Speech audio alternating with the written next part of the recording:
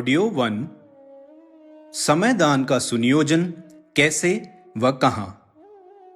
गोबर भरी मसक पीठ पर लादे मनुष्य इठलाता इतराता फिरता है, घोड़े की लीद बटोरने और उसे चमचम पन्नी से सजाने की खेल खिलवाड़ में ही लगा रहता है। यह भूल जाता है कि भगवान ने मात्र शरीर रूपी झुंझुना ही उसे नहीं थमाया है, अशर्फियों के थैले जैसा एक दूसरा अनुदान पुरस्कार भी दिया है, जिसका सदुपयोग बन पड़ने पर वह कुबेर जैसा संपन्न, गणेश जैसा बुद्धिमान और इंद्र जैसा सामर्थ्यवान बन सकता है। यह उपहार है लंबी अवधि तक साथ देने वाला जीवन। जीवन अर्थात जीवित रहने तक साथ देने वाला समय।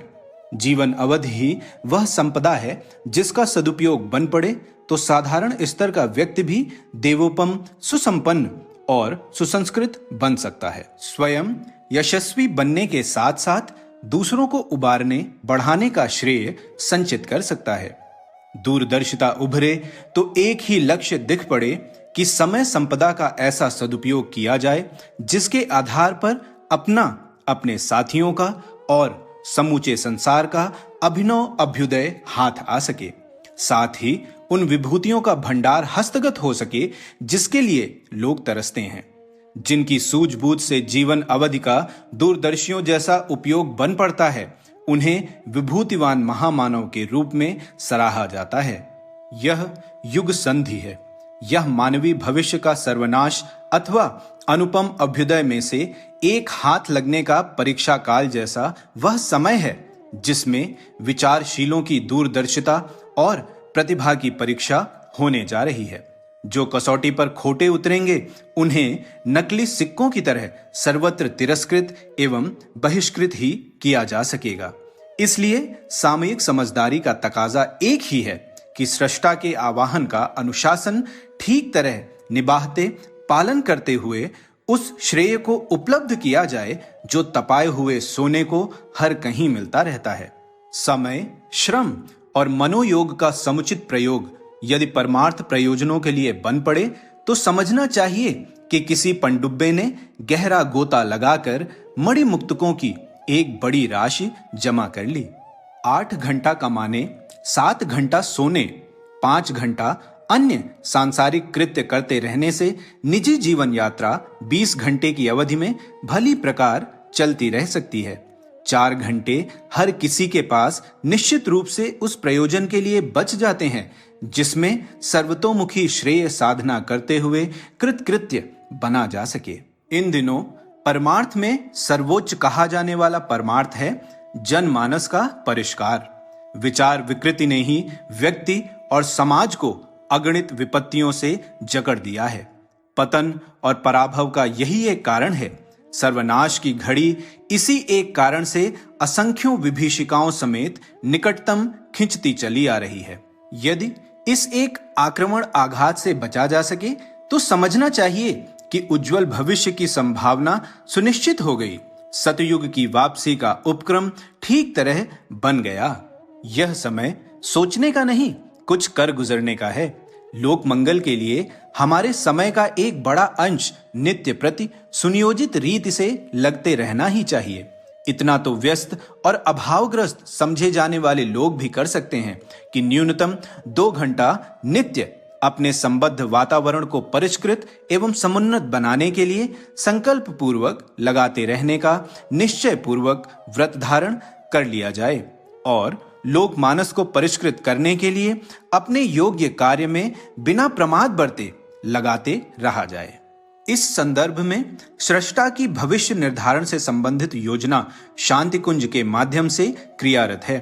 अपनी अलग योजना बनाने की अपेक्षा यही उचित है कि इसी में रीछ वानरों, ग्वाल बालों, बुद्ध के परिव्राजकों और गांधी के सत्याग्रहियों की तरह सम्मिलित रहा जाए और जो रणनीति महान विचारक ने निर्धारित की है उसी में सहभागी बनकर वह श्रेय उपलब्ध किया जाए जो 1.5 चावल की अलग खिचड़ी पकाने वालों के लिए किसी प्रकार संभव नहीं हो सकता। अकेला सिपाही किसी संग्राम को जीत नहीं पाता। विजयश्री तो सुगठित सेना को अनुशासनबद्ध रीति नीति अपनाने पर ही हस्तगत होती है। अपनी मनः स्थिति एवं परिस्थिति के अनुरूप क्या काम किस प्रकार करना ठीक रहेगा, इसके लिए शांति कुंज का एक 5 दिवसीय सत्र संपन्न कर लिया जाए तो उपयुक्त योजना सहज ही बन जाएगी। यह बैटरी चार्ज करा देने जैसा प्रयोग है जिसे समय समय पर बार बार कराने की आवश्यकता पड़ती है। युग संधि के इन 10 वर्षों में यदि हर साल एक सत्र संपन्न करते रहा जाए तो बदलती परिस्थितियों के अनुरूप परिवर्धित स्तर का कार्यक्रम बनाने की सुविधा हो सकती है। साधारणतः एक काम तो हर किसी के लिए करने योग्य है, वह है झोला पुस्तकालय का संचालन। शांति कुंज से अद्भुत युग साहित्य की अत्यंत सस्ती और युग चेतना से सराबोर पुस्तकों को, पत्रिकाओं को अपने पास झोले में रखा जाए और उन्हें संपर्क क्षेत्र के हर शिक्षित को पढ़ने देने के लिए स्वयं फेरी लगाई जाए। पढ़ लेने पर उन्हें वापस लेने भी स्वयं ही जाया जाए। बिना किसी पारिश्रमिक फीस के यह कार्य करते रहना उन लोगों को नव चेतना से लाभान्वित करने का परमार्थ है जो इस साहित्य को घर बैठे पढ़ते रहने का लाभ उठाते हैं। उन्हें इतना कार्य और करते रहने के लिए सहमत करना चाहिए कि अपने संपर्क के बिना पढ़ों को उसे सुनाते रहने की सेवा साधना स्वयं करते रहें।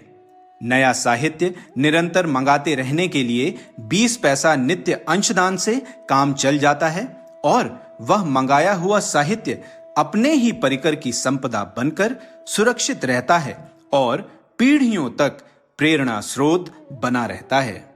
इसके बाद का दूसरा चरण है युग चेतना का आलोक वितरित करने, घर घर अलख जगाने निकल पड़ना तथा ज्ञान रथ को अपने क्षेत्र में घुमाते रहना।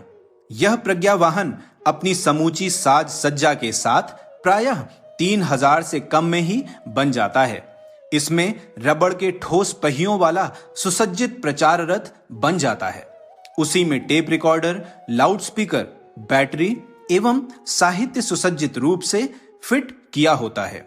इस ज्ञान वाहन को जिस हाट बाजार गली मोहल्ले घुमाने ले जाया जाए वहीं एक कुशल वक्ता, भाव भरा गायक साथ चलता है और अपनी प्रेरणाओं से राह चलतों तक में प्राण संवेदना उभारता चलता है। पुस्तकें भी साथ रहने से झोला पुस्तकालय का प्रयोजन भी सधता है और जो खरीदना चाहें उन्हें भी निराश नहीं होना पड़ता। अवकाश के समय 2 से लेकर 4 घंटे तक इस ज्ञान रथ को जन जागरण के लिए घुमाते रहने का सत्परिणाम कुछ ही दिनों में आंखों के सामने आ खड़ा होता है और बताता है कि लोकमानस ने किस प्रकार प्रगतिशीलता अपनाई। तीसरा कार्य है साप्ताहिक सत्संगों का प्रचार आंदोलन, सद्ज्ञान समारोह। इसमें सम्मिलित करने के लिए लोगों को समेटना बटोरना तो पड़ता है, पर साथ ही यह भी निश्चित है कि जो इसमें भाग लेते हैं वे अनुभव करते हैं कि उन्हें किसी अविज्ञात शक्ति द्वारा उठाया और प्रगति पथ पर ढकेला जा रहा है। मित्र मंडली में से किन्हीं का जब जन्मदिन हो तो एक हर्षोत्सव मनाने के रूप में भी सत्संग नियोजित किया जा सकता है। इन आयोजनों के 4 कार्यक्रम हैं जो प्रायः 2 घंटे की अवधि में पूरे हो जाते हैं। पहला, अगरबत्ती और दीपक वाला अत्यंत सरल दीप यज्ञ। दूसरा, गायत्री मंत्र का संवेद स्वरों में गायन। तीसरा, सहगान कीर्तन।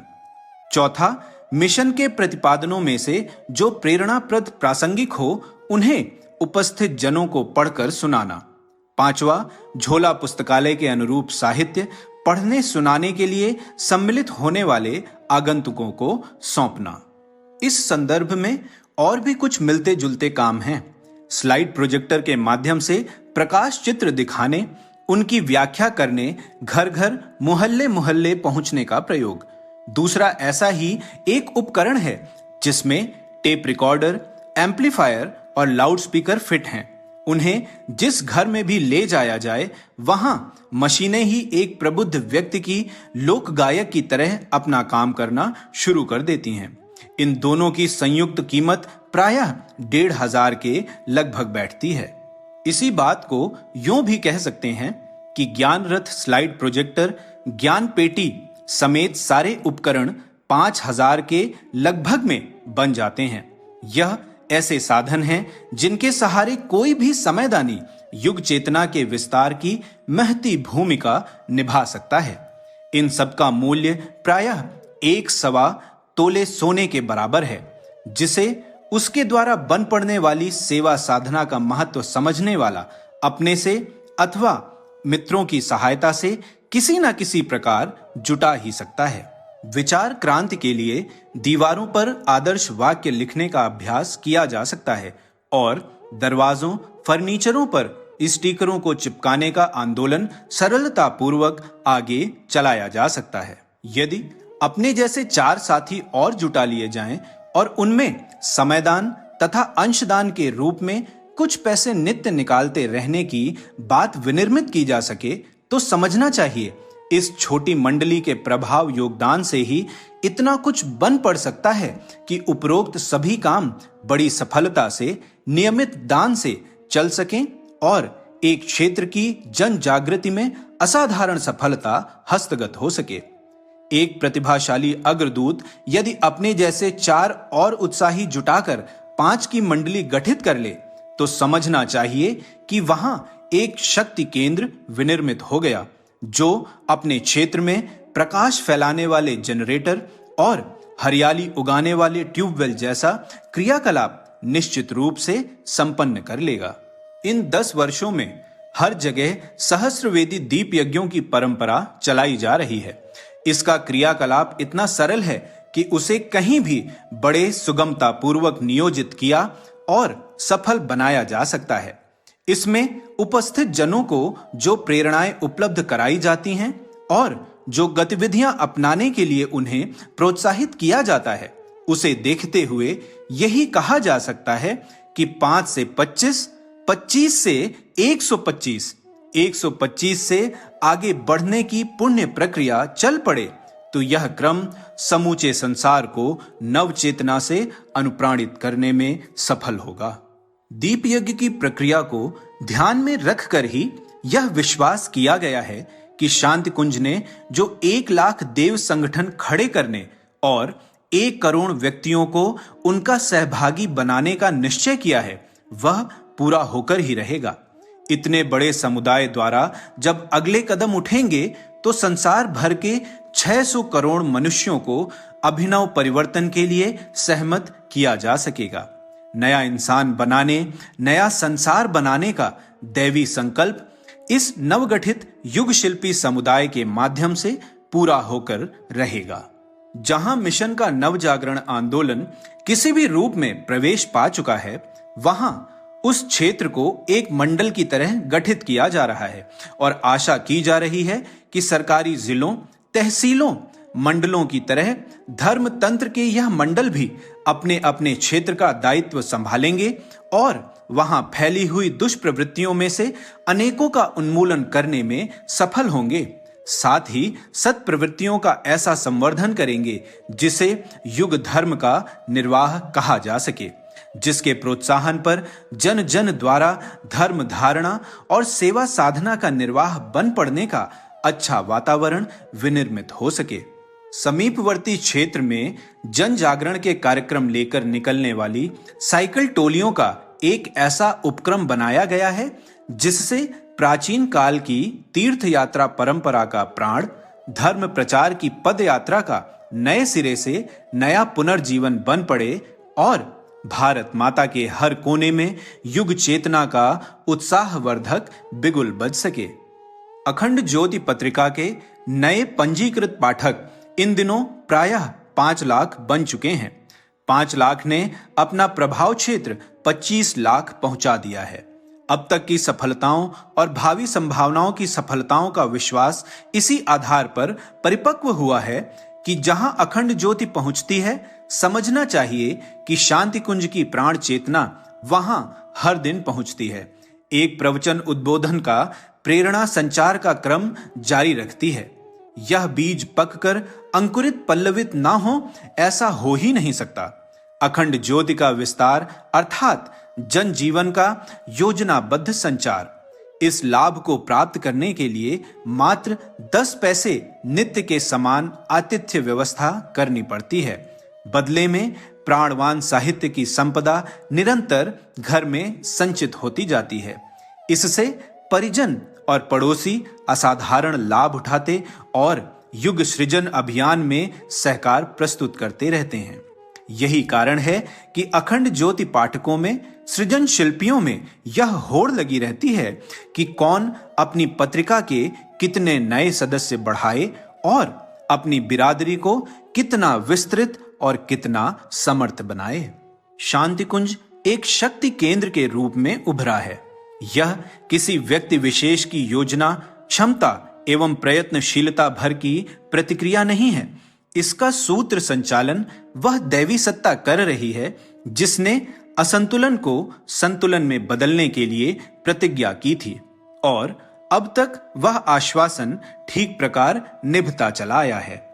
शांति कुंज उद्भव में उसी की भावना एवं संरचना उभरती हुई देखी जा सकती है और दृष्टिवानों को आश्वासन दिलाती है कि पूर्व दिशा में उदय हुआ स्वर्णिम सूर्य संसार भर को अगले दिनों प्रकाश प्रदान करेगा। शांति कुंज की योजनाओं को निरंतर अग्रगामी एवं द्रुतगामी सफलताएं अर्जित करते देखकर भी ऐसा ही अनुमान लगाया और विश्वास किया जा सकता है। समयदान के लिए उभरता उत्साह इसका प्रत्यक्ष साक्षी है।